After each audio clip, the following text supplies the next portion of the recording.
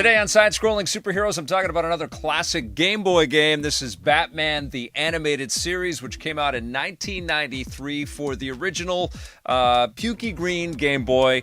And I played this again on my Super NT using my Super Game Boy. God, I love that thing.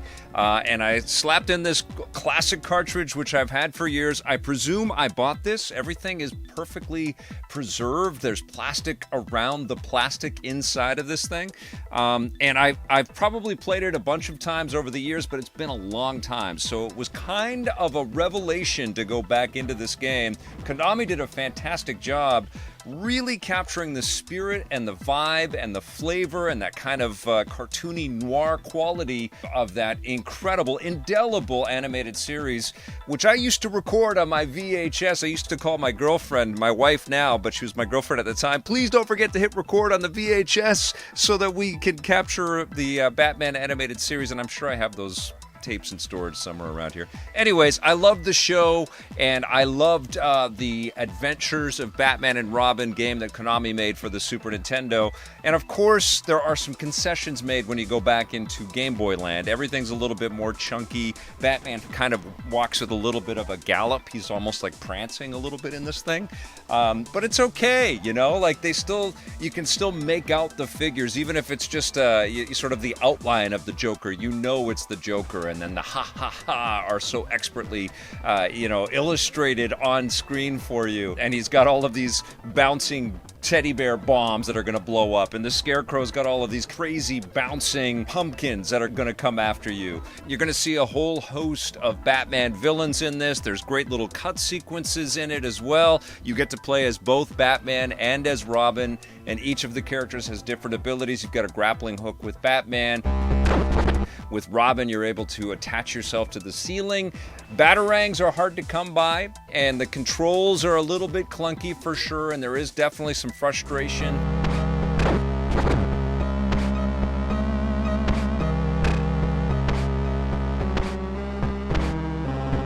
It's not like it's loaded with enemies and the screen is filled with all kinds of threats. You definitely do get into fights and things like that, but it's pretty well balanced across what the hardware could manage, right? So it's really well illustrated and defined, but it's not overloaded with stuff because the system just couldn't handle too many things moving at the same time. So it's not really like you have a bombardment of different enemies that you have to contend with. It's just the timing, which is a little bit clunkier and a little bit slower paced than what you're used to on, traditional game consoles. If you have that in mind, and if you take into consideration the limitations of the Game Boy hardware, this is incredibly well crafted. The music is super cool. There's lots of different subtlety and lots of, cool flourishes that totally evoke the animated series beautifully. There's snow falling. There's, lots of cool lighting effects, which are done with 4 shades, and one of the things that I was doing on the Super Game Boy was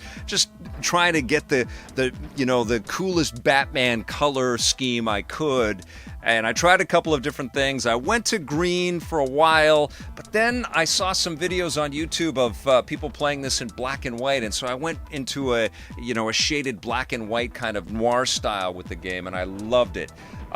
Super impressed with the visuals, super impressed with the music and the fidelity and the little story bits. This is a fantastic Batman game. It's definitely cumbersome to play and frustrating to play. You basically continue. You don't really have like lives up on screen or whatever. You have a death, and then you get to continue, and then you get to continue again, and then that's it.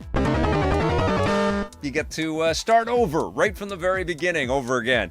And because, not every punch connects and the batarangs are depleted quickly, it's not one of these games where you're just going to plow right through it. You have to be very precise about your positioning and where you're punching and how you're going to take out the bad guys.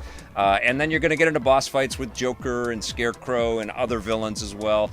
This is really, really nice stuff. I was very surprised. I'm definitely taking into consideration, even though I'm reviewing this game as I'm playing it in 2020, I'm definitely taking into consideration that the Game Boy was a very limited machine, and because of that, Konami really works some magic with this little baby here. I'm going to give Batman the Animated Series for the Game Boy a 9 out of 10. And if you have a Game Boy or a Super Game Boy or some way to play Game Boy games, I definitely recommend you pick this one up.